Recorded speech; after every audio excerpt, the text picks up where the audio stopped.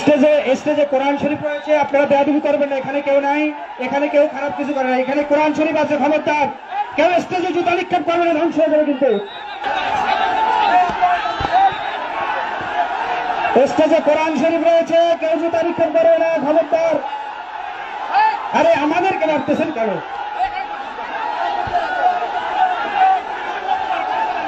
আমরা 4টা পর্যন্ত কথা বলার অনুমতি দিয়েছিল, কথা বলেছি। আগামীতে সময় আসলে আবার আসবেন।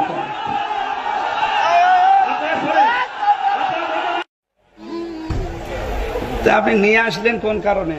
আমি কি চোর না ডাকাত? না, এটা জবাব দেওয়া লাগবে। কে এখানে কে কি কল কাটিয়ে আছে? কে ভাইসে এসেছে দেশে? অনুষ্ঠান দেবেন না, মমতাজকে নিয়ে এসে গান দেন। এদেশে যদি ইমান নিয়ে টিকে থাকা না যায়, আমাদের মেরে ফেলেন।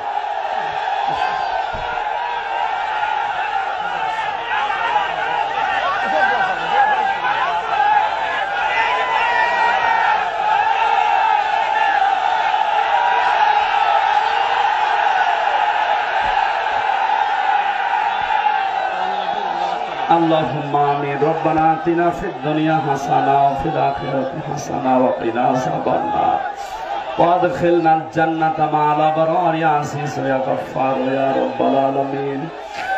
আল্লাহ তাআলা তোমার বান্দা বান্দীরা বড় আশা নিয়ে এসেছিল কোরআন কারীম শোনার জন্য। যাদের ইশারায় যাদের কলকাঠিতে এটা নষ্ট হয়ে গেল, আল্লাহ তুমি তাদের হেদায়েত দান করো।